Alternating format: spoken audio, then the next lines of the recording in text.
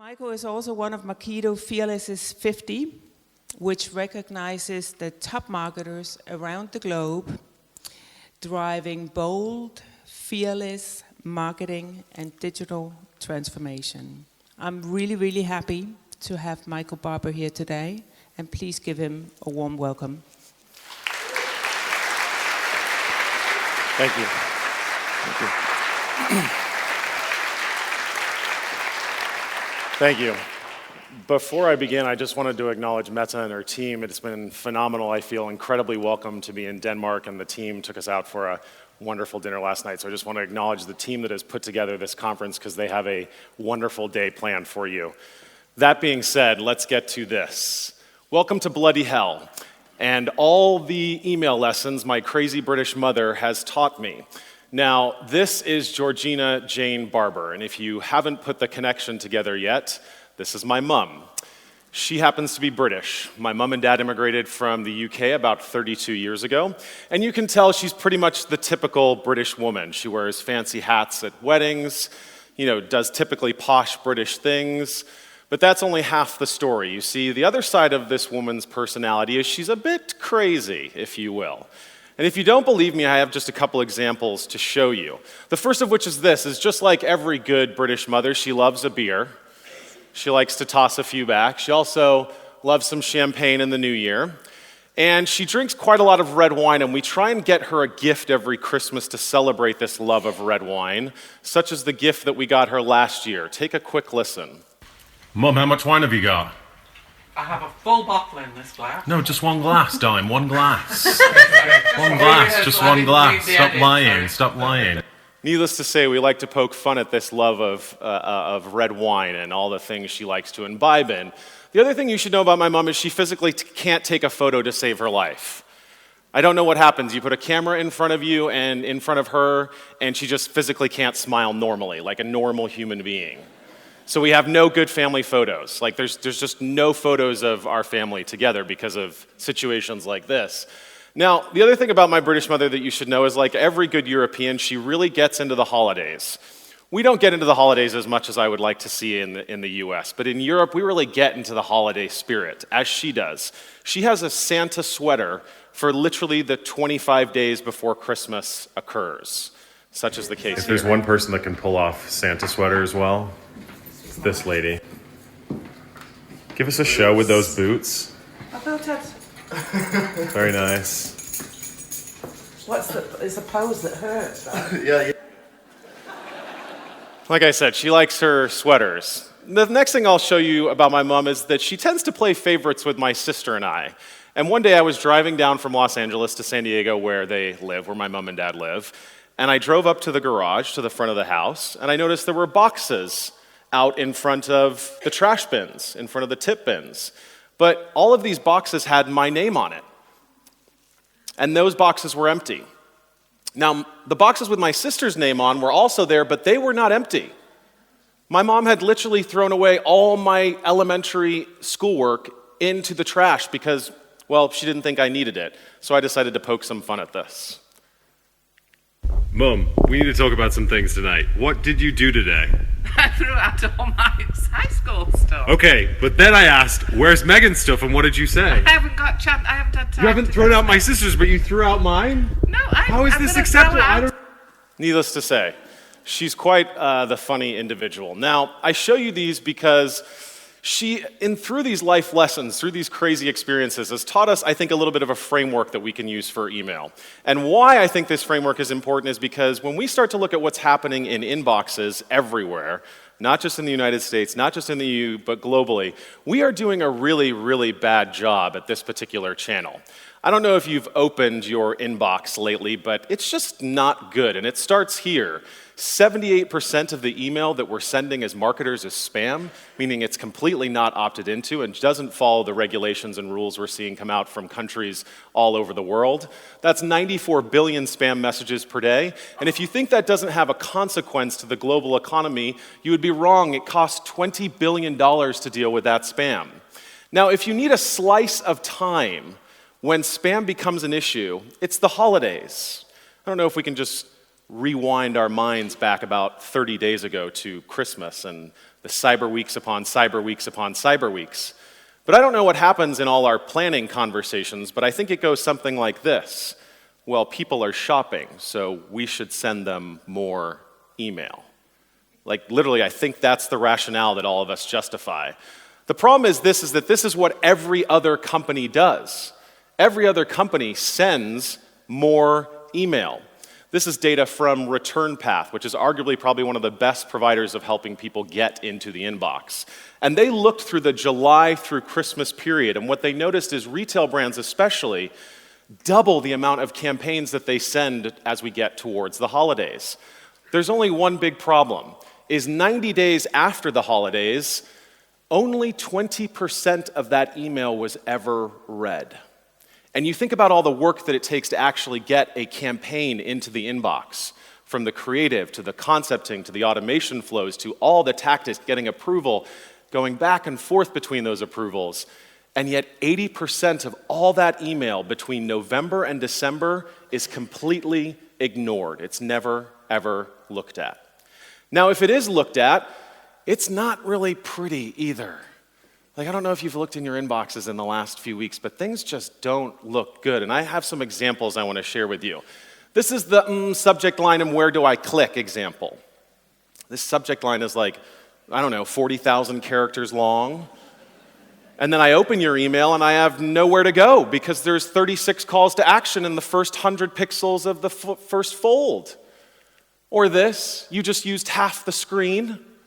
I don't know why you have to understand that literally 80% of the time that people spend reading their emails above the fold content. Yet we put our logos in this tiny little text. So imagine for a second that you're just a normal human being going through this email. And what you see here is, can't read this, oh, that's a logo, oh, that makes no sense, I guess that's a Facebook logo, this is too tiny to read, oh, Lawrence Fishburne. I mean, literally, that's the only thing that someone sees because you've just used half the screen of content. Or this is from a brand right here in Denmark, Minimum Fashion. I would love to actually unsubscribe, but I can't because the unsubscribe links are a hex color of FFF on a background of FFF.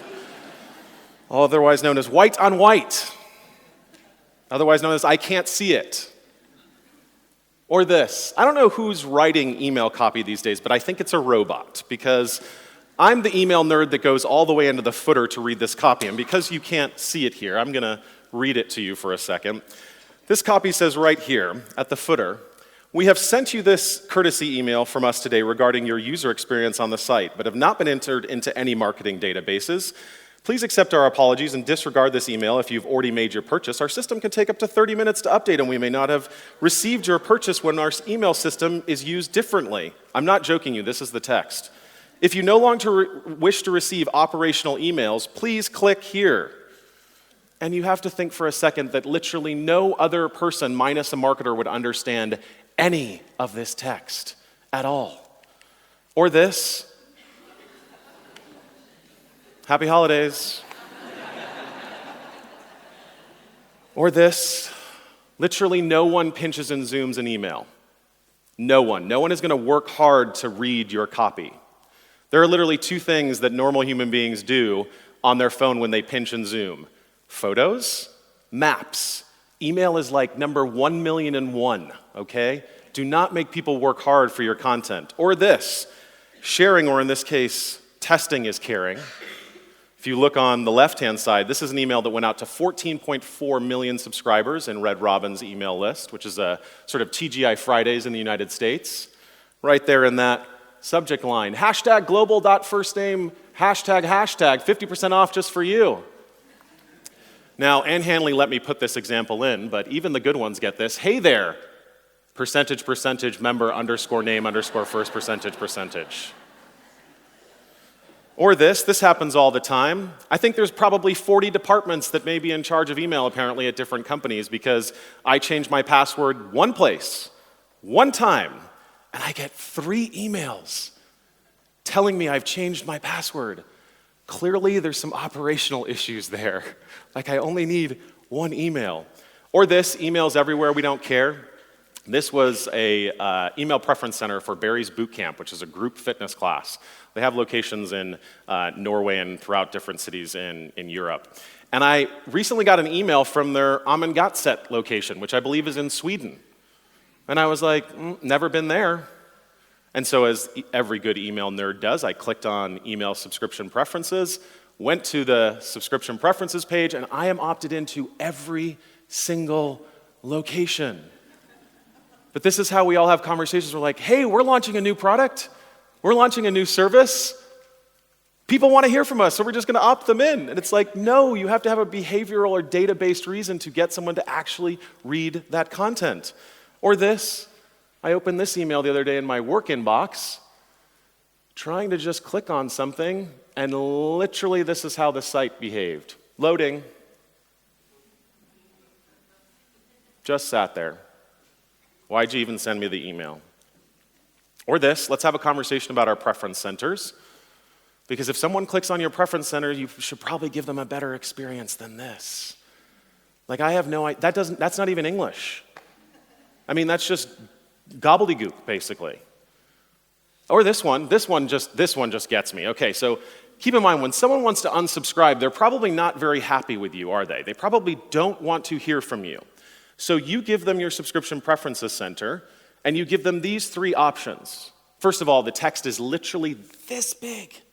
Like, look how big I had to make this on the screen for you to be able to see the size of the font and read this. The first option, keep me subscribed to the following list in even tinier font. The name of the list is New List. The second one, unsubscribe me from all my current email lists. You're like, I'm part of multiple lists? But the last one is the kicker. The last option is never email me again. That's the option that makes the most sense. It's also the option that we don't want people to click. Yet the one that cognitively, psychologically makes the best sense is the one we don't want people to click. I just don't get it. Why would you offer these options? Or this, the out of the blue WTF example. This one, let me just back this up. So this email comes from the TSA, the Transportation Security Administration of the United States, the people that you have to deal with when you visit us in airports. And we have this system called PreCheck. It's sort of like global entry. It's a fast-tracked lane through the security gates. And you have to essentially qualify for this program. Now, I qualified for this program 5 years ago. I have been through maybe, 300, 400 flights in the last 5 years. And then literally this summer, I got an email from the TSA, otherwise known as the federal government, that said this, 3 ways to get your TSA PreCheck. And I was like, I've been using TSA PreCheck for 5 years. You just sent an email, blanket email to everyone in your database, because that's what we do. We just send it to everyone. No segmentation at all. Or this, if we are going to segment and personalize, please don't be so creepy that you tell me that you're personalizing for me. This is my hashtag creepy example. This is from Ticketmaster. Ticketmaster controls close to 92% of the live experiences in North America, okay? And every single week they send me the same email, your personalized event lineup. And it is scary how well Ticketmaster knows me. San Diego Gay Men's Chorus, the Book of Mormon, Billy Elliot the Musical, The Little Mermaid, Jill Scott, Idina Menzel, like the Queen, Il Divo. I'm like, you know me better than 90% of my friends know me. It's just creepy. Don't tell me you're personalizing. Actually just personalize. Or this, just, boxes 2 is coming. Nothing.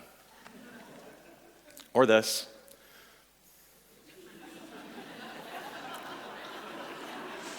August newsletter for customer, yay!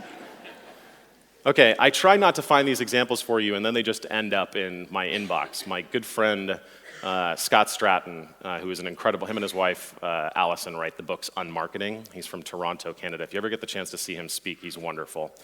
He forwarded this to me the other day and said, this has to go in your presentation, so we'll just leave this one right here.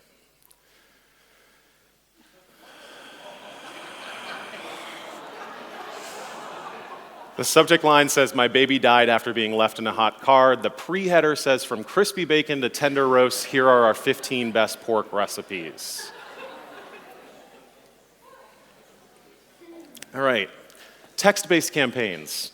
We're all having a bit of a moment with text-based campaigns. It's like the nouveau thing to do. But if you send me a text-based campaign that has a URL string that's 40,000 characters long, probably not going to press on it. Just shorten up the URLs for us. Or this. I don't know what's happening in all our B2B examples or within our sales teams, but we've literally apparently told sales teams, just lie. Just pretend like you know someone. I get these emails at least 4 to 5 times a day. "Hello again, Michael. I missed your reply to my email a couple of weeks ago."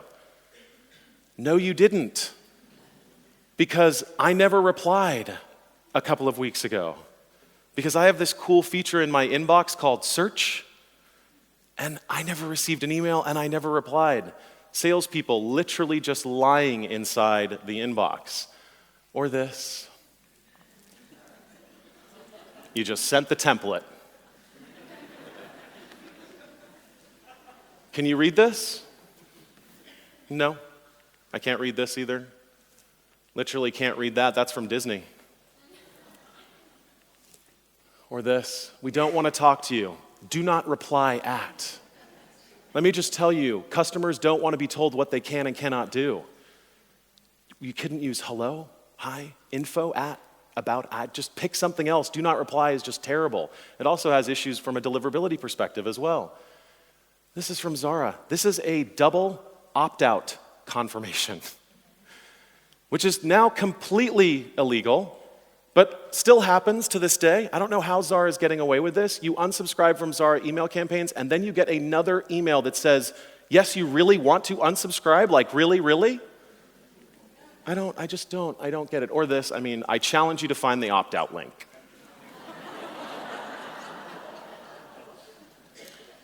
Just, there it is. You have to break the skin between your thumb and forefinger to not be a part of this campaign. Okay. Do we have any e-commerce brands in the room? Everyone's like, "Oh God, he's going to make fun." Yeah, there it is. Okay. Can we talk about cart abandonment emails? I would like you to not pretend like you're spying on me. This is one of the major furniture retailers in the US and in Mexico and Canada. "Hey, Needle." The subject line, "We saw you looking." Thanks. Not even Amazon is that creepy. And they know everything. 27 minutes later, "We know you've been looking at it."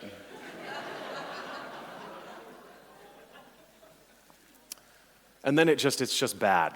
So this is what Adidas sent after the Boston Marathon to 20,000 finishers of the Boston Marathon the year after the bombings. "Congrats, you survived the Boston Marathon." Okay, we can't end on a low note, so let's end on a high note. This is my good friend, as Meta mentioned, Ann Hanley. Now, Ann posted this story on Facebook a couple of months ago, and it's just a perfect example of all the bad things that we're doing inside the inbox. This is the "I've emailed you 5 times, please stop" example. So, this is Ann's post on Facebook. A real email I got first thing this morning. Subject line, "Are you okay, Ann?" And then my response. "I'm sure he's a nice guy, I was just in a mood." So this is the email that Ann received, okay? Let me read this to you. "Hey, Ann, I wanted to drop by your inbox one last time because I see a tremendous amount of opportunity for marketing profs to save some time when it comes to writing high-quality blog posts with our service. I'm going to assume that you're not dead or kidnapped. Are you in prison? If I don't hear back from you, then I'll assume you're like me and have a million different things going on. I'll plan on reconnecting in a couple months unless you tell me otherwise. If you are in jail, don't worry, I'll post bail for you. Just let me know where to connect so I can send you the money. P.S. If indeed it still makes sense to connect, then just let me know a couple times that work for you and I'll give you a call." So Ann decides to take the bait and write back. She writes, "Dear name redacted. This email is to inform you that Ann Hanley, inmate number 874992, is currently being held in the Tri-County Women's Correctional Facility. She's being held without bail pending a trial for choking a salesperson for sending unsolicited mail. She is suspected of using her bare hands, although the weapon of choice might have also been a string of emails that she wove together, and used as a rope about the victim's neck. She can't respond personally, as her one phone call was to the Reverend Father Bright Kofi of Nigeria, who promised her $50 million in exchange for her inheritance. Thank you, kind lady. Thank you for your understanding. Sincerely, Mr. Anthony Whale, Deputy Director and Tuesday afternoon Arts and Crafts Leader, Tri-County Women's Correctional Facility.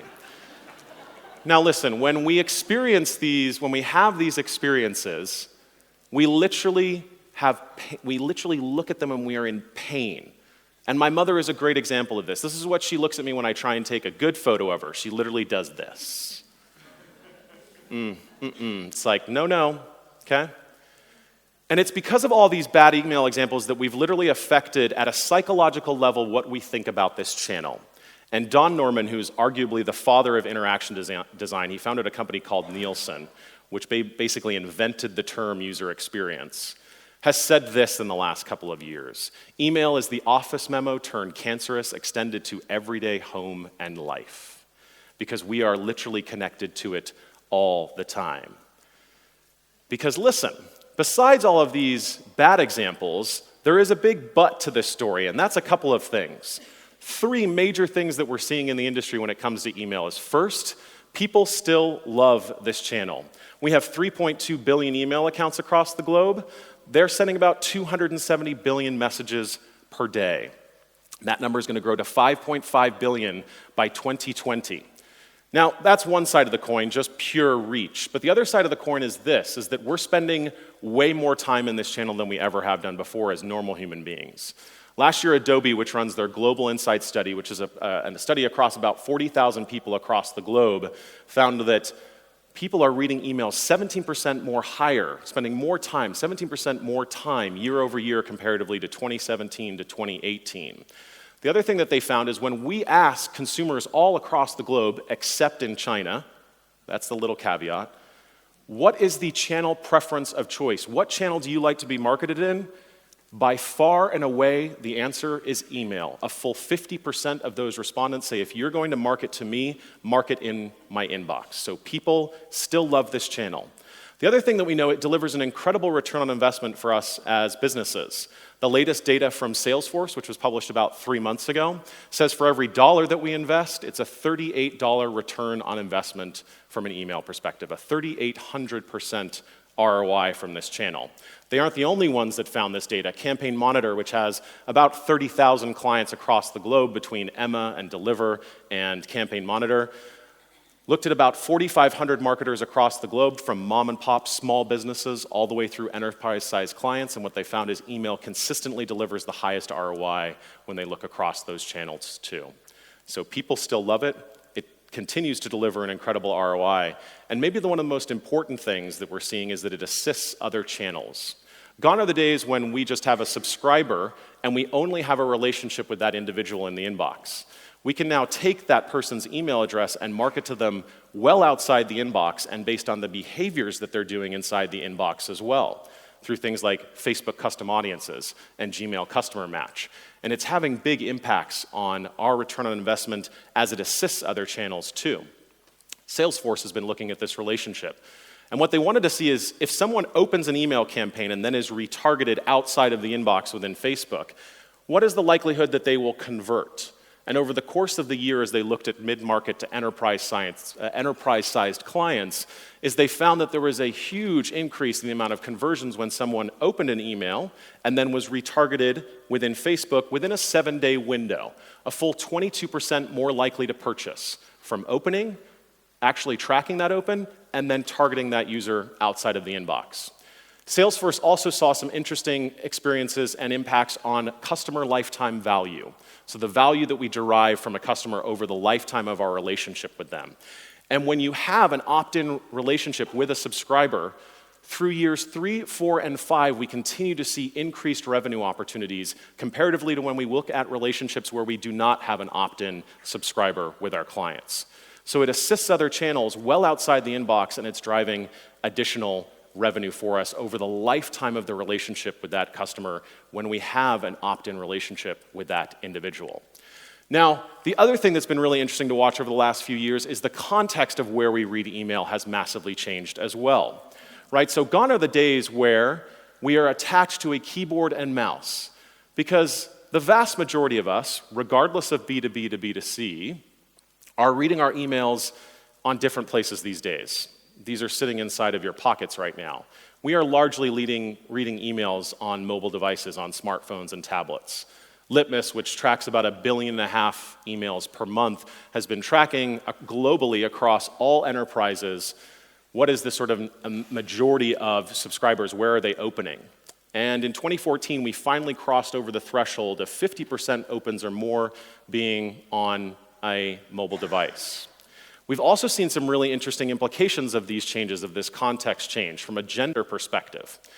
When we look at B2B conversions, when we're targeting business to business, people are more likely to convert on desktop. Even though they may open first in mobile, they are more likely to go back to their computer or desktop, open that email again, and then convert on that white paper or webinar or purchase.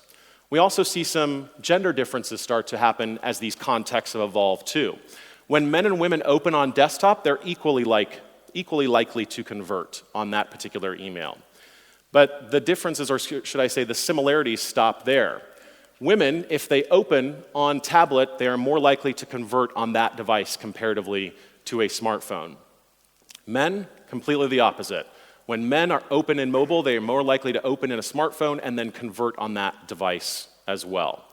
Now, one of the other interesting things that we thought would happen is as we transitioned away from larger screens to smaller screens, is that we would spend less time because the device is smaller and we're busy and we're on the go.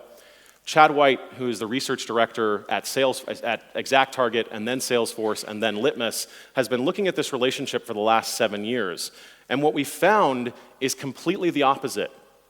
As we change into a mobile-first environment, we actually spend more time on emails, not less. And when we look at the slice of individuals that are just looking in mobile, they are actually a more engaged audience over the last few years. So this is Litmus and Salesforce's engagement metrics. They define them by this. A glanced read is less than 2 seconds. A skim read, or a quick read, is 2 to 8 seconds. And an engaged reader is greater than 8 seconds. And what we've seen is as we've transitioned into this context of largely being mobile first, we see more people spending more time and being more engaged on these devices. So even though we're sending them all these bad campaigns, people still love this channel and they're spending more time even as their lives get busier and they have more channels to be in. The other thing that's been really interesting is this, is that we read email at really strange places and in really odd times of day. You know, 10 years ago, if I would have come here and said and heard the question, what's the best time to send email? The response would have been Tuesday and Thursday at 9 a.m. That was the arguably best time to send campaigns. Those days are gone. There is no answer to that question. It all depends on who is in your subscription list because we are reading email, arguably, at all times of day in very odd places. That same Adobe Insight study, 40,000 people across the globe, found these sorts of metrics. These are questions, what are you doing when you're in your inbox? The first one is, while watching TV and movies, 70% of us are having a second screen viewing experience. 54% of us, the first thing we do when we wake up in the morning is not sort of roll over and say hello to our loved one or pet the dog or say hello to our kids. We literally turn off our alarm and then we're addicted to our inbox. Or on vacation, like we literally can't go to a beach and have a beer and just be on vacation. And the next one gets really interesting. 43% of people self-report that when they're in the toilet, they are reading their email campaigns. So needless to say is that the downline patterns are crazy to think about from a contextual experience that we have radically changed the context of where people are reading our campaigns to. And if there was a way to sum this all up, I would leave it to Adobe to do it for you. At the end of that study, there was this quote, and I'm not a big fan of text on slides, but this quote just arguably sums up why this channel continues to be important. And I'll read it to you. Megan Weiss, who's the head of email at Adobe, said, "Email is still the #1 most effective one-to-one communication channel for marketers, even though there is more noise in all of our inboxes and despite the growth in mobile apps, social media, and text, but power rests in being close to the data to help determine the right email message and when to deliver it." So even Adobe, who arguably sends the first or second most emails per day from a platform perspective sees this particular channel as the one that continues to be the #1 channel for one-to-one communication experiences for marketers. Now, the other thing that's happened over the last couple of years is we've seen some really interesting tech evolve that allows us to create really different experiences inside of the inbox. Gmail has arguably led the charge here. Over the last 6 months to a year, they've made some massive changes from a user experience perspective, starting with simply giving people a better experience around being concerned about the quality of the content that they may be receiving.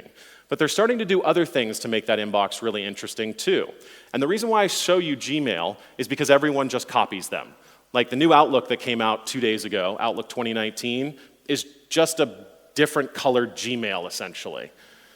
But they've started to do some really interesting things like the proactive unsubscribe. So Gmail's starting to understand what newsletters are you paying attention to and what aren't you, and asking you, prompting you, do you want to continue to receive that newsletter?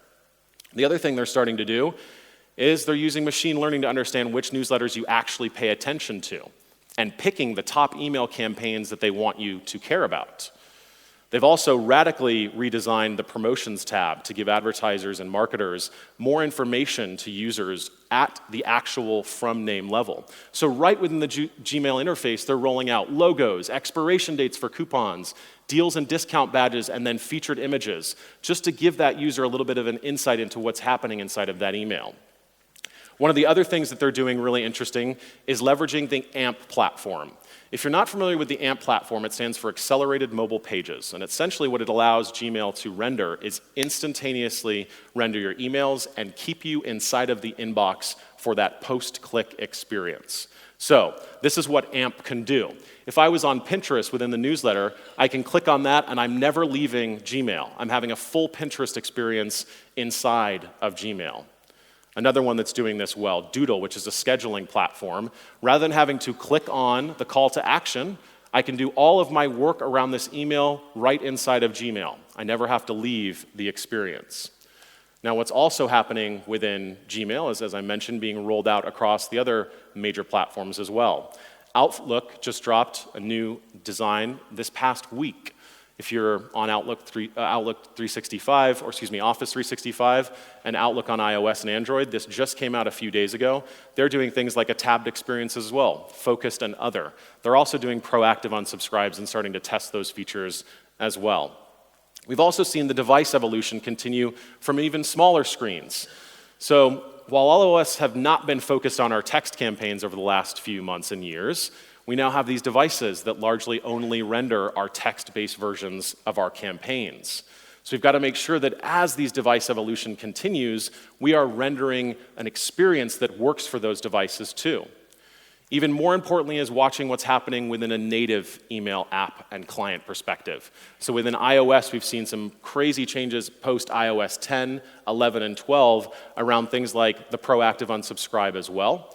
And Apple, to their credit, has started to leverage HTML5 video inside of email campaigns too, which is going to be really interesting to see. I think YouTube has started to test this within Gmail in the last few weeks as well. So we're starting to see these convergence of channels occur from a technological perspective.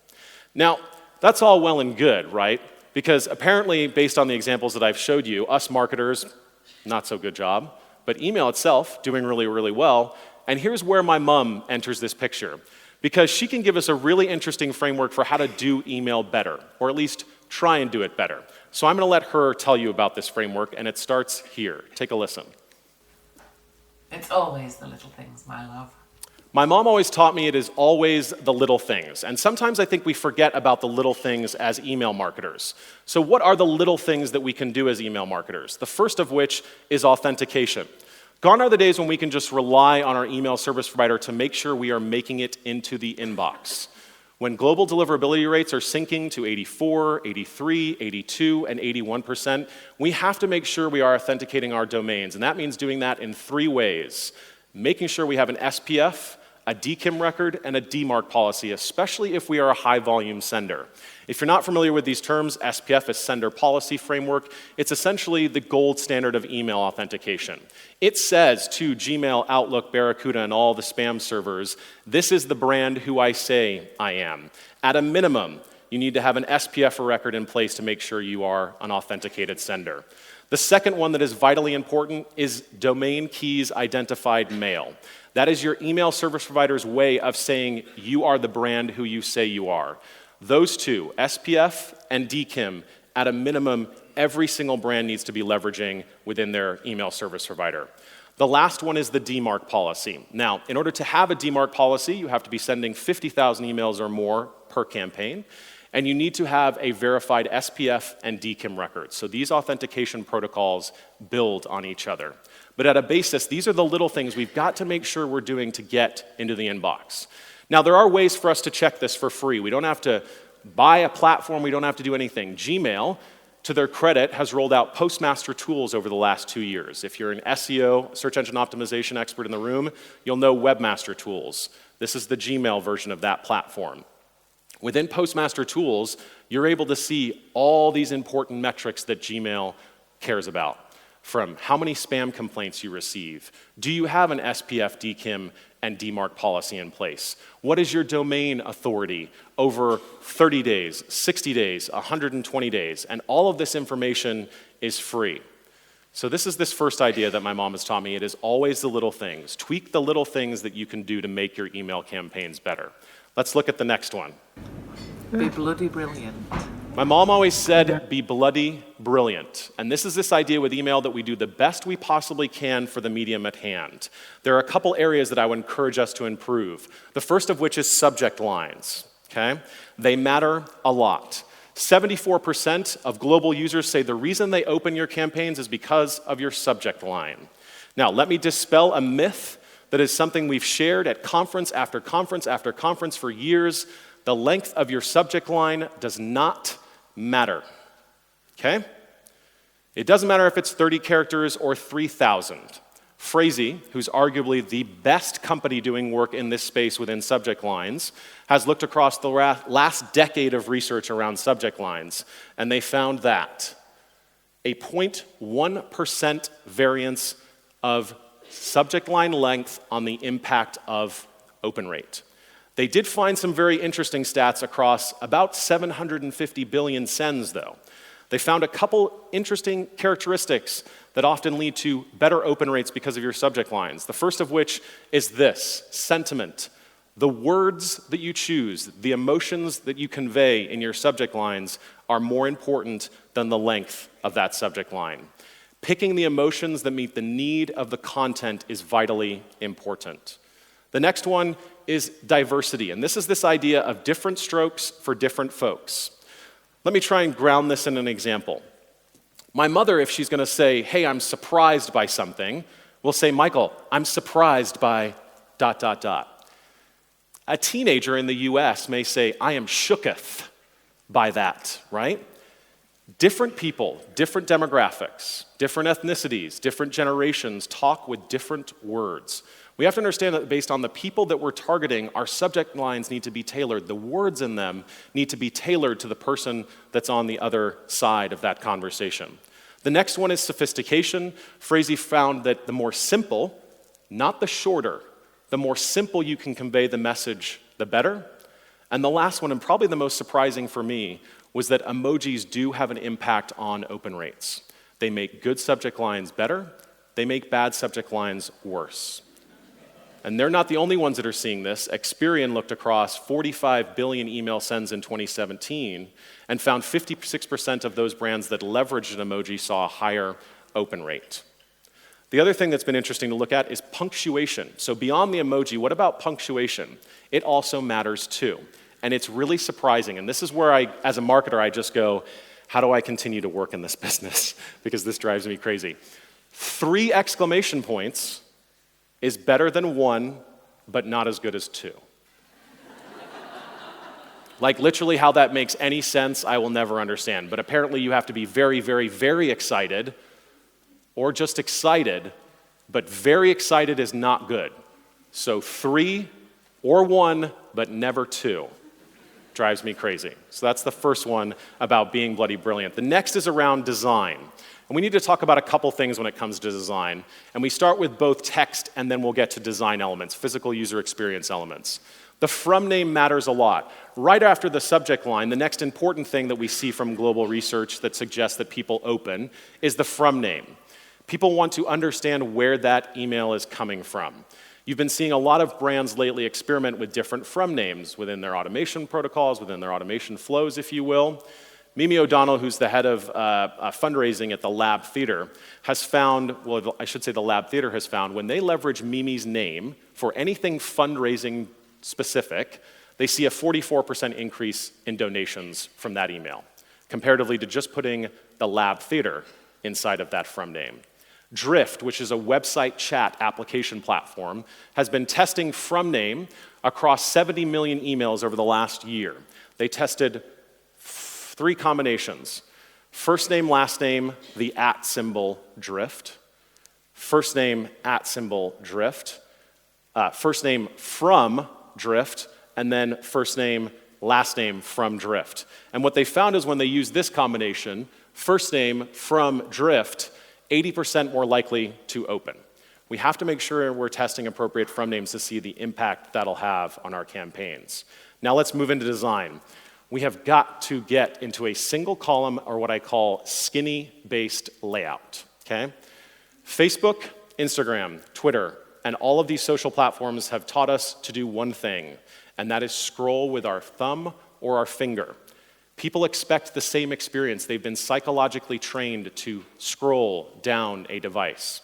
So we've got to get used to using a single column, or what I call a skinny-based layout. Now this can work for emails that have a significant amount of content too. This comes from the Kennedy Center, 36 events they host per month. You can still see that content as I scroll through. Another example of this from Envision, which is a project design collaboration platform that we use at Godfrey. Right? You can get through that entire campaign by simply flicking through it. Another here example from the Think with Google newsletter, their marketing newsletter that they send every single month. And the last one I'll show you is, you remember that pinch and zoom example in the beginning. This is that same theater that's been redesigned with a single column or skinny-based layout.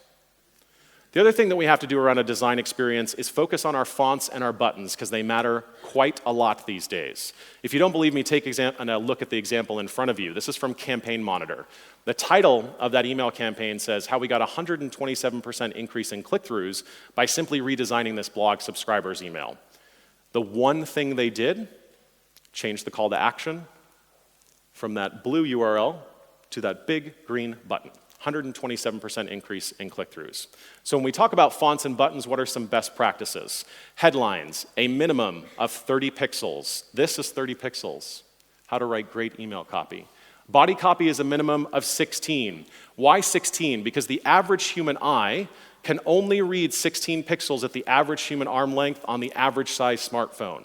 Otherwise, we physically are having to pull our screens toward us to read your email content, or pinch and zoom. Buttons, a minimum of 44 points by 44 points. Why 44 by 44? Because that is the average tappable area of a human finger. It's not me who tells you that, it's Apple, who's looked at 8 trillion fingerprints on the iPhone. We need at least that minimum to click on your call to action or your button. Let's look at some great examples of buttons that I've seen. This is a good example from Salesforce. Nice, good contrast here. Good use of blue or white space, if you will. Another great one that I've seen from BounceX and Shopify. I love this one. They have an above the fold button, count me in. And as you scroll down the page, if you want to read more, or down the email, I should say, a second call to action, will you attend, yes or no? And look at the color visualizations they're doing, the color cues they're doing as well. Another interesting one that I've seen in the space lately is from Starbucks. They're using contextual buttons. They change the call to action based on the device that you're in. So, this was for the toasted coconut cold brew latte last year. On a desktop, delicious details. But if I'm in mobile, we change the call to action to order now. And we open the mobile app, and we drop a toasted coconut cold brew into your cart. Right? So contextualizing the button experience as well based on where the user is reading. Get to the point. Please You have to understand that the industry determines an engaged reader at 8 seconds or more. That means about 50% or less of your audience is reading less than 8 seconds. So make sure that you get to the point. Let images do the talking. Okay? Gone are the days people want a pretty web. They want to see a visual experience around your email campaigns. And make sure you're doing just a little bit of work around your text-based campaigns because we've got 60 million watches on the marketplace these days. If you're looking for some inspiration around this idea of design, probably the best place I can send you is reallygoodemails.com. This is a cultivated sort of Pinterest board of 40,000 different email designs from strategists all over the world. And they do this really great thing. They have these categories on the left-hand side where you can find all these different resources and designs. The next one I'm going to tell you is around interactivity, and I'm going to fly through these because we're getting close to the end, and I want to make sure we end as close on time, is make sure we're leveraging as much interactivity. 95% of the devices that people are reading on can leverage interactivity. So we can have things at a simplest form, GIFs, right? We can have interactive experiences through all our campaigns these days that not only show people more than they've seen within those campaigns, but allow us to tighten that experience, to have less content, but to say more. These work for B2B too. If you don't believe me, take a look at some of these examples we've seen in the marketplace from Box and Asana, and even from a sales email that included a gentleman showing off his demo zone. So we can leverage GIFs to do interesting things within B2B too. And we've seen interactivity go to whole new levels in the last year and a half. Rebel Mail, which is out of the UK, has arguably done some great things in here, and Mark Robbins, who has designed interactive experiences to the hilt and just got purchased by Salesforce, has done things like this. This is real-time conversational data happening right within an email campaign. Or things like this, actually being able to respond to a quiz inside of that campaign.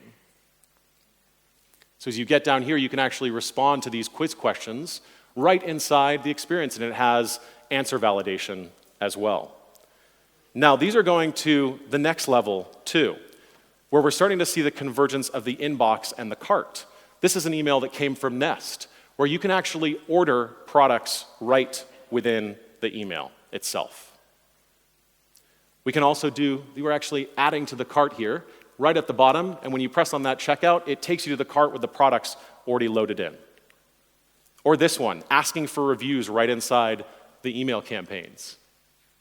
So rather than having to go to a website, I can leave a review right inside of the inbox. And the last one that's really interesting to see that Rebel's come out with over the last few weeks is this Buy Now button, where you can literally buy all of your cart experiences inside of the inbox. The next one that I'm going to just talk to you and briefly stroll through is personalization and segmentation. You're going to have a whole section on personalization and segmentation later today. But there's an entire section in here around different segmentation pillars that you can take advantage of and why they matter. And the big reason why we've got to be focused on segmentation is because it drives higher ROI for our campaigns. When we compare segmented audiences against those when we're sending email campaigns to the entire audience, we always see higher ROI. So I've included an immense amount of examples around segmentation that you can take here, and I'll make sure that Meta has all these slides so you can look through and see all these segmentation examples from things like welcome series and onboarding series, and things like birthdays and events, or things like purchase and abandonment, right? Making sure that we can retarget users outside of the inbox. So I'm going to leave you because I want to make sure that you get all of the experience and we make sure we stay on time today. I'll make sure Meta distributes all of these slides for you, but thank you so much for having me as your keynote today. Much appreciated. Thank you.